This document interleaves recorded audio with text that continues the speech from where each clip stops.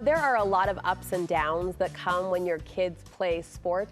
It's exciting to see their passion and progress.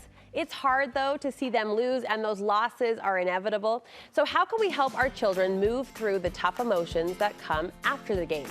My next guest says we might need some counsel from the kids. Sports psychology researcher Dr. Ashley Kuchar joins me with encouraging and helpful comments we can make on that sometimes sad drive home from the soccer fields. We had one of those on Saturday. Granted, he's 4, so I wasn't trying to overdo it, but it's tough to know what to say. We're glad you're here. Thank you. I'm happy to be here. You say, before we jump into what should be said in the post-game or competition conversation, there is an important chat that should happen ahead of time. Yeah, so it's difficult to know it's difficult to guess what your child needs, or even as a coach talking to their player. So if you can have a conversation ahead of time, and I mean ahead of time, not on the way to the soccer fields, I mean like kind of at a random point, asking them, hey, when you lose or when you win, what's helpful for you and what's not helpful for you?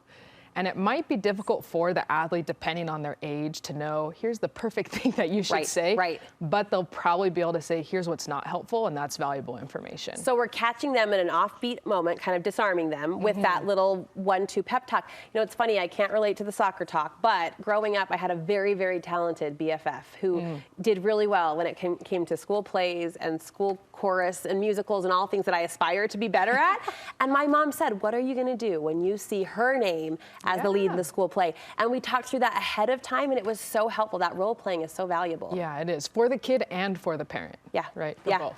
Let's get into now that sad talk on the way home from the soccer field. You have 5 tips that will help them process, but also encourage them to the next opportunity. First, you say ask them what they need. Yeah, so this is especially helpful if you've already had the conversation, but even if you haven't, asking them, hey, what do you need right now? Do you need a hug? Do you need some encouragement? It gives them some power. I love that. And so then they have the allowance to know, they get the control, right? Yeah. The other thing that's helpful is it builds their self-awareness. So oftentimes when we're struggling, even as adults, we don't know what we need, but if someone forces us to pause and ask, hey, what's helpful for you? I then have to reflect and think about what is helpful for me in this moment. So you're teaching even when you're not teaching. I mean, you're asking, but I love what you're saying. You're drawing their attention to their feelings, their emotion, and helping them learn to self-process. Exactly. And what if they say, I don't want to talk about it, I need time?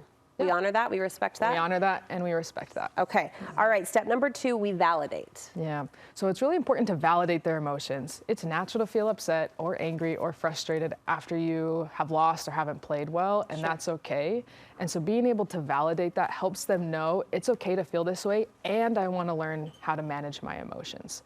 If we go straight to fix-it mode and we just want to make them feel better, which is also a natural reaction, it can teach them it's not okay to feel sad, which can lead to some emotional suppression, stress, anxiety, and things down the road. So validating what they feel is really helpful to let them know it's okay to feel stuff. It's okay to feel sad. It's okay to be bummed. I would feel sad. I would feel bummed, all of that. Yeah. All right, you want us to focus on the process during these conversations. Explain what that looks like. So sports are extremely outcome focused, right? Wins, losses, makes, misses. Right. And if we focus all of our attention and energy on outcomes, then our emotions are going to be all over the place. If we can focus on the process, things that we can control, like working hard or how much time we put in, then the control again goes on the athlete, and it's going to lead to more success. So for example, after a game, win or loss, it doesn't matter. You could say, hey, you shot really well tonight. Your hard work is paying off.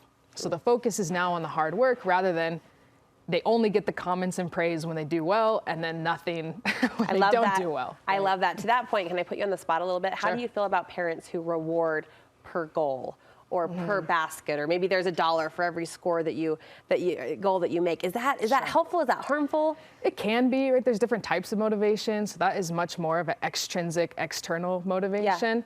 And there's a time and a place for that.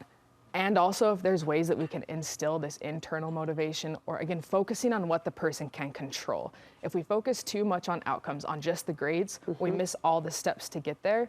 And that kind of goes to the next point of athletes, students, they can get their identities tied into their worth.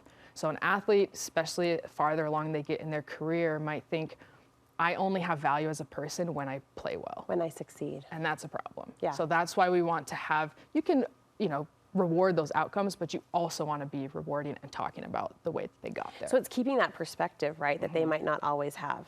Right, exactly. All right, finally, you want us to be authentic.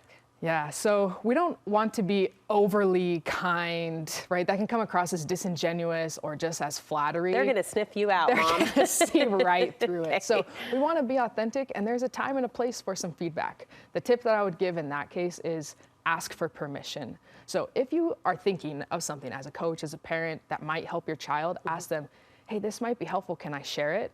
And then again, it's turning the power over to the athlete, over to the child, saying, yeah, you can, or not right now, I'm not ready to hear it. So again, teaching them it's okay to ask for what you need, and it's okay sometimes to say not right now. Really wise, Ashley. Super helpful, and I think actionable as we find ourselves in these conversations or these opportunities. And so interesting, so intriguing to think to turn to them and ask them what they need. But you're right, it's a teaching moment in a moment, right? Where can we go if people want to learn more about what you do and learn more about your program that you offer? Yeah, so you can go to failbettertraining.com. We're on all of the social medias, but you can find everything on the website. And the last thing I'll say is, even if the conversations don't go well, it's okay. It's okay to make mistakes. The child's learning, the parents are learning. It's okay. You can always reset and repair down the road, which again is a teaching moment. I love it. There's another game next week. Exactly. All right, Fail Better Training. Fail Better Training. Dr. Kuchar, thank you so much. Thank you so much.